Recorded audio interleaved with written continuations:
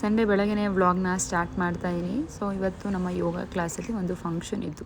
ಅಂದರೆ ಕೋಲಾರಲ್ಲಿ ರಂಗಮಂದಿರದಲ್ಲಿ ಈ ಪ್ರತಿಭಾ ಪುರಸ್ಕಾರ ಅಂತ ಈ 10th ಸೆಕೆಂಡ್ PUC ಎಲ್ಲ ಮಕ್ಕಳು ಯಾರು ಎಷ್ಟು ತೆಗೆದಿರ್ತಾರಲ್ಲ, ಸೊ ಅವ್ರಿಗೆಲ್ಲ ಒಂದು ಸನ್ಮಾನ ಥರ ಮಾಡಿ ಅವ್ರಿಗೇನೋ ಒಂದು ಗಿಫ್ಟ್ ಎಲ್ಲ ಕೊಡೋ ಥರ ಏನೋ ಪ್ರೋಗ್ರಾಮ್ ಇತ್ತು. ಸೊ ಅಲ್ಲಿ ನಾವು ಕೂಡ ಒಂದು ಯೋಗ ಗುಚ್ಛನ ಪ್ರಾಕ್ಟೀಸ್ ಮಾಡಿಸಿದ್ರು ಸೀನಿಯರ್ಸ್ ಎಲ್ಲ.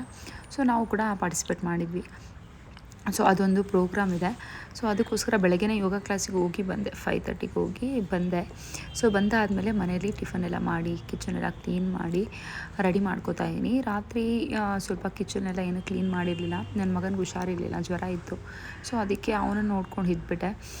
ಬೆಳಗ್ಗೆ ಎದ್ದರಷ್ಟರಲ್ಲಿ ಒಂದು ಸ್ವಲ್ಪ ರ್ಯಾಷಸ್ ಥರ ಆಗಿದೆ, ಅವನಿಗೆ ರ್ಯಾಷಸ್ ಥರ ಆಗಿದೆ, ಸಾಕುಮ ಆಗಿತ್ತು. ಸೊ ಅದಕ್ಕೆ ಅವನನ್ನು ನೋಡಿಕೊಂಡು ಹೆಂಗಪ್ಪ ಹೋಗೋದ ಬೇಡವಾ ಅನ್ನೋ ಥರ ಯೋಚನೆ ಆಗ್ಬಿಡ್ತು. ಬಟ್ ಒಬ್ಬರು ಹೋಗಿಲ್ಲ ಅಂದರೂ ಪ್ರೋಗ್ರಾಮ್ ಹಾಳಾಗುತ್ತೆ. ಹಸ್ಬೆಂಡ್ ನಾನು ನೋಡ್ಕೋತೀನಿ, ನೀನು ಹೋಗು.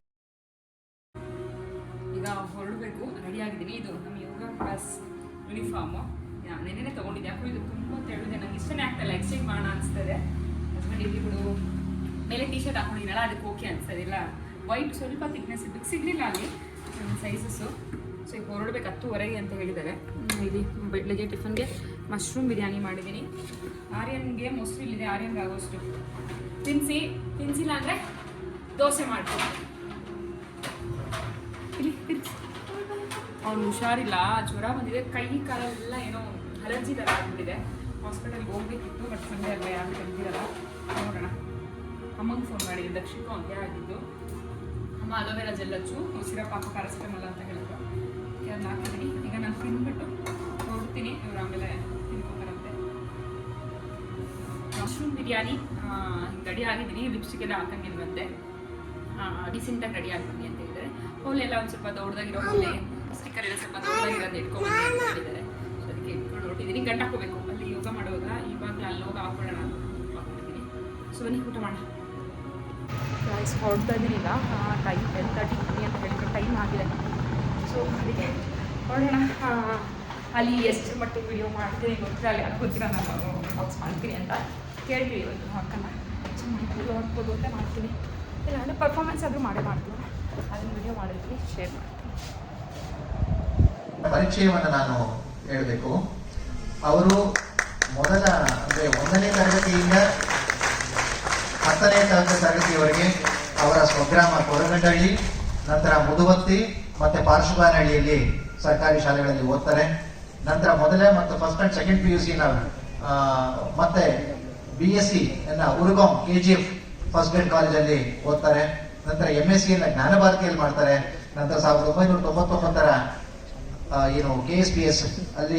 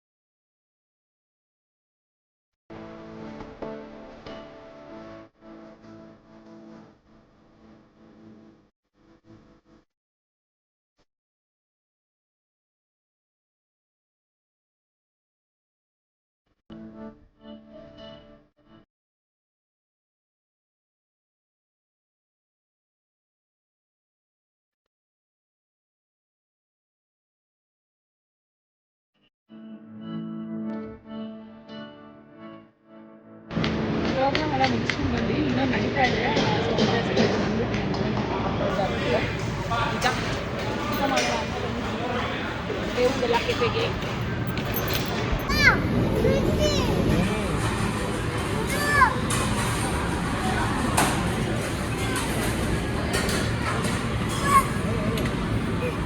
ಏನು ಅಲ್ಲಿ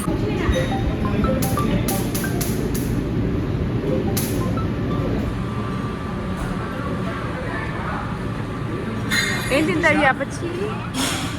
ತಿನ್ಬಾರ್ದದು. ಎಲ್ಲ ಮುಗೀತು, ಊಟ ಮಾಡ್ತಾ ಇದ್ವಿ. ಒಂದು 20 ಹಾಗೆ ಊಟ ಎಲ್ಲ ಮುಗಿಸ್ಕೊಂಡು ಮುಂದೆ ನರ್ಸರಿ ಇತ್ತು, ಅಲ್ಲಿ ಬಂದ್ವಿ. ಆ್ಯಕ್ಚುಲಿ ನಮ್ಮ ಮನೆ ಹತ್ರ ಒಂದು ಕೆಳಗಡೆ ನಂದಿ ಬಟ್ಲ ಗಿಡ ಇತ್ತು ಆಯಿತಾ. ಎಷ್ಟು ಚೆನ್ನಾಗಿ ಹೂವು ಬಿಡ್ತೈತಿ, ಏನಾಯಿತು ಅಂತ ಗೊತ್ತಿಲ್ಲ, ಇದ್ದಕ್ಕಿದ್ದಂಗೆ ಗಿಡ ಪೂರ್ತಿ ಒಣಗಿಬಿಟ್ಟಿದೆ. ಸೊ ಗಿಡ ಪೂರ್ತಿ ಹೋಯ್ತದು. ನನ್ನ ಮನೆ ಗೃಹ ಪ್ರವೇಶಕ್ಕೂ ಮುಂಚೆ ನಾನು ಒಂದಷ್ಟು ಗಿಡಗಳನ್ನ ತಂದು ಊರಲ್ಲಿ ಹಳೆ ಮನೇಲಿ ಎಲ್ಲ ಚೆನ್ನಾಗಿ ಮಾಡಿ ತೊಗೊಂಬಂದು ಉಣಿಸಿದ್ರಲ್ಲಿ ಚೆನ್ನಾಗಿ ಬಂದಿದ್ದು ಗಿಡ ಅಂದರೆ ಅದು.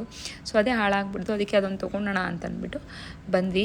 ತೊಗೊಂಬಂದಲ್ಲೊಂದು ನೆಡೋಣ, ಇನ್ನೊಂದು ನಂದಿ ಬಟ್ಲೆ ಗಿಡ ಅಂತ, ಅದ್ರ ಜೊತೆಗೆ 1-2 ರೋಸು, ದಾಸವಾಳ ತೊಗೊಳ್ಳೋಣ ಅಂದೆ. ಹಸ್ಬೆಂಡ್ ಎಷ್ಟು ದಾಸವಾಳ ಬೇಕು ನಿಂಗೆ ಅಂತ ಅಂದ್ಬಿಟ್ಟು ನಂದಿ ಬಟ್ಲು ತೊಗೊಂಡೆ. 2 ದೊಡ್ಡದೊಂದು ಚಿಕ್ಕದೊಂದು ತೊಗೊಂಡು ಹಸ್ಬೆಂಡ್ ಒಂದು ಸಾಕು ಚಿಕ್ಕದು ತೊಗೋ ಅಂತ ಅಂದ್ಬಿಟ್ಟು ಒಂದು ಮಾರ ತೊಗೊಂಡ್ರು. ಯಾಕೋ ಇನ್ನೊಂದು ತೊಗೊಂಡ್ಬಿಡ್ಬೇಕಿತ್ತು ಅಂತ ಅನಿಸ್ತದೆ.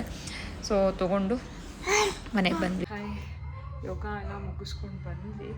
ಸಂಜೆ ಆಯಿತು. ಮಗನಿಗೆ ಫುಲ್ ಅಲರ್ಜಿ ಥರ ಆಗಿಬಿಟ್ಟಿದೆ ಅಲ್ಲ, ಜಾಸ್ತಿ ಆಗಿಬಿಟ್ಟಿದೆ. ಸೊ ಅದಕ್ಕೆ ಹಾಸ್ಪಿಟಲ್ ಕರ್ಕೊಂಡು ಹೋಗಿ ಬಂದ್ವಿ. ಈಗೇನೋ ಮಕ್ಕಳಿಗೆಲ್ಲ ಹಂಗೆ ಬರ್ತಾಯಿದೆ ಅಂತ ಹೇಳ್ತಾ ಇದ್ದಾರೆ. ಸೊ ಹಂಗೆ ಸಿರಪ್ಸ್ ಎಲ್ಲ ಹಾಕಿ ಊಟ ಮಾಡಿಸೋಣ ಅಂತ ಸರಿ ಮಾಡಿದೆ. ತಿಂತಾನೆ ಇಲ್ಲ. ಬಾಳೆಹಣ್ಣು ತಿಂದ 1-2 ಸರಿ ಸಾಕು ಅಂತ ಸುಮ್ಮನೆ ಆಗ್ಬಿಟ್ಟಿದ್ದೀನಿ. ಜ್ಯೂಸು, ಲಿಕ್ವಿಡ್ ಐಟಮ್ಸ್ ಅದನ್ನು ಕೊಡ್ತಾಯಿದ್ದೀನಿ. ದೇವ್ರ ಸಾಮಾನು ತೊಳೆಯೋಣ ಅಂತ ಇಟ್ಟಿದ್ದು ವೈಭವಲಕ್ಷ್ಮಿ ಪೂಜೆಗೆ. ಲೇಟಾಗಿದೆ, ಮತ್ತು ಅದು ಕುಂಕುಮ ಅದೆಲ್ಲ ತೊಳೆದು ಇಡಬೇಕು ಆಗಿಟ್ಟಿದ್ದೀನಿ. ಸೊ ವಾಟರ್ ಮಿಲ್ಕ್ ತೊಗೊಂಡು ಬರೋವಾಗ ಸಖತ್ತು ಹಿಂಸೆ ಅನಿಸ್ತದೆ ಅವನಿಗೆ ಪಾಪ. ಎಲ್ಲ ಫುಲ್ ರಶಸ್ ಆಗಿಬಿಟ್ಟಿದೆಲ್ಲ, ಅದಕ್ಕೆ ನೋಡೋಣ ಹೆಂಗಾಗಿದೆ ಅಂತ. ಪ್ರೋಗ್ರಾಮ್ ಎಲ್ಲ ತುಂಬ ಚೆನ್ನಾಗಾಯಿತು ಆ್ಯಕ್ಚುಲಾಗಿ. ಸೊ ಮಶ್ರೂಮ್ ಬಿರಿಯಾನಿ ಇದೆ, ಬಿಸಿ ಮಾಡ್ಕೊಂಡು ತಿನ್ನಬೇಕೀಗ.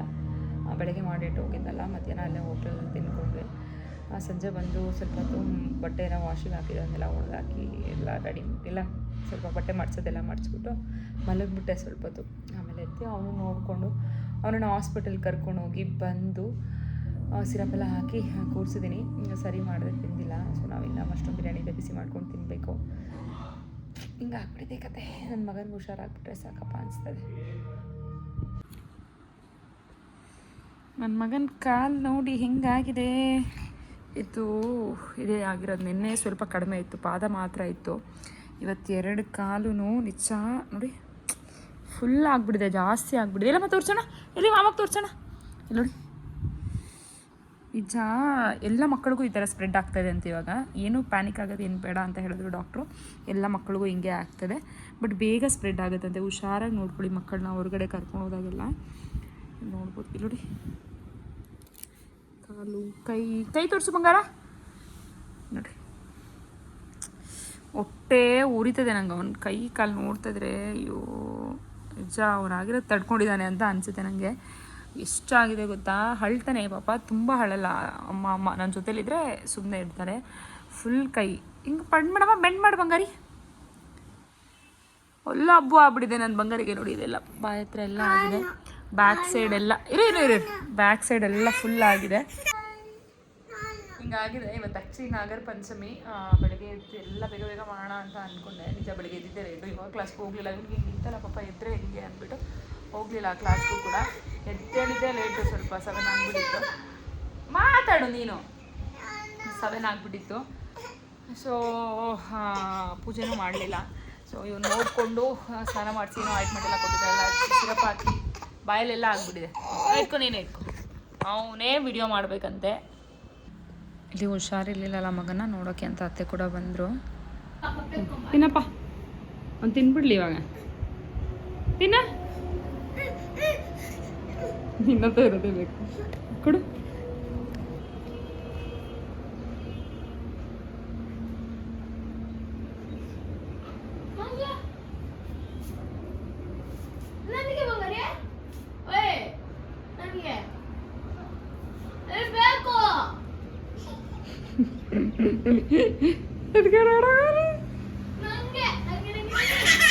ಕೊಟ್ಬಿಡು ಹೋಗ್ಲಿ, ಅಜ್ಜೆ ಬೇರೆ ಈಸ್ಕೊಳ್ಳೋ ನೀನು. ಈಸ್ಕೊಳ್ಳೋ 2. ಅಜ್ಜಿನ ಹೆಂಗೆ ಕರಿಯೋದು ಅಣ್ಣ ಹೇಳು. ನೀನೇನಂತೀಯ ಅಜ್ಜಿನ? ಅಮ್ಮಮ್ಮ.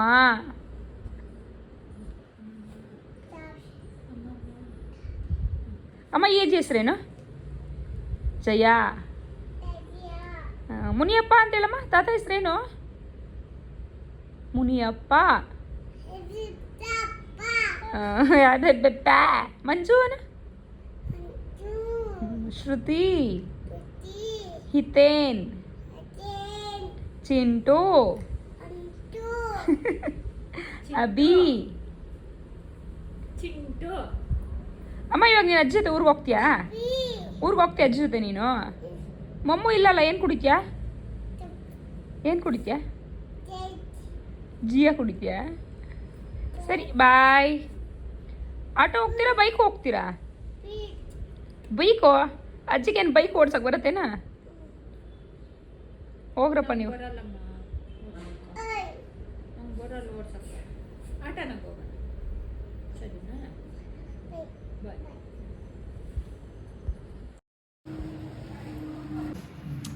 ಇಲ್ಲಿ ನನ್ನ ಮಗ ಅವ್ರ ಅಜ್ಜಿಗೋಸ್ಕರ ಬಟರ್ ಫ್ರೂಟ್ ಜ್ಯೂಸ್ ಮಾಡಿದ್ದಾನೆ ಅಲ್ಲಪ್ಪ. ನಿಮಗೋಸ್ಕರನೂ ಮಾಡಿಕೊಟ್ಟೆ ನಿನ್ನೆ ಮೊನ್ನೆ. ದಿನಾದ್ರೂ ಮಾಡ್ತೀನಮ್ಮ 4 ದಿನದಿಂದ. ಇವತ್ತು ಯಾರಿಗೋಸ್ಕರ ಮಾಡಿದೆ? ಇವಾಗ ಅಜ್ಜಿಗೋಸ್ಕರ. ಕೊಡು, ಇದು ಕೊಡೋಗ ಅಜ್ಜಿಗೆ ಸ್ವಲ್ಪ ಸಾಕಂತ. ಇದು ಆರ್ಯನಿಗೆ ಸ್ವಲ್ಪ ಸಾಕಂತ ಅಜ್ಜಿಗೆ.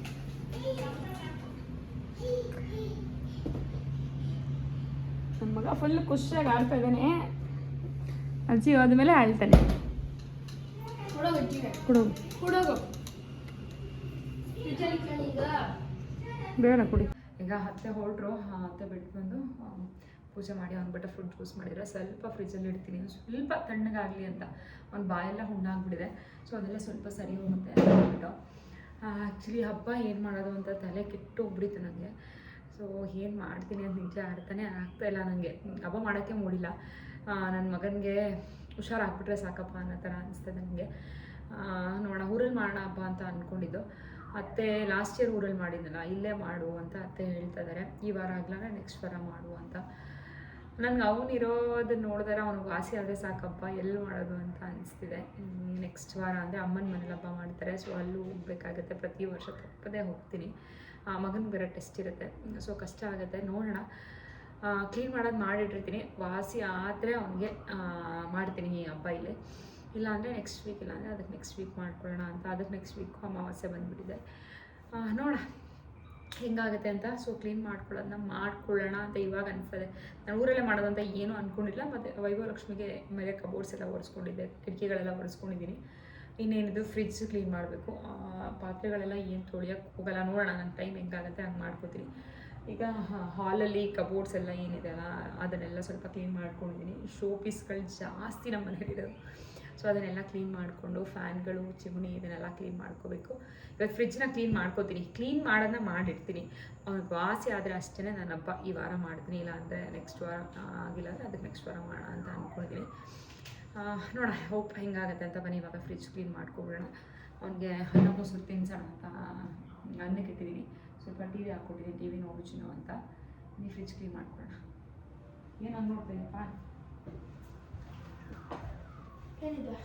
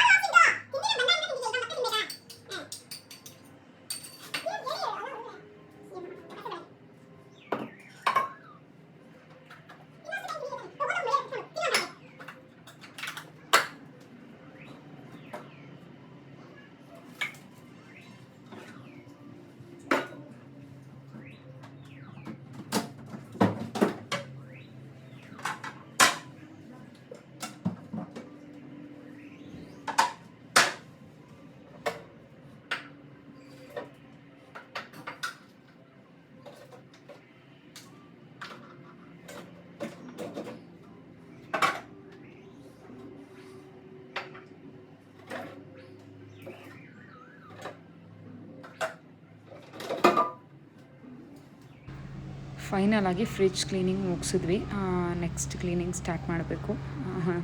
ಇವತ್ತಿಗೆ ಫ್ರಿಜ್ ಒಂದು ಕಂಪ್ಲೀಟ್ ಆಯಿತು. 3 ಜನ ಸೇರ್ಕೊಂಡು ಫ್ರಿಜ್ ಕ್ಲೀನ್ ಮಾಡಿದ್ವಿ ಬೇಗ ಬೇಗ ಬೇಗ.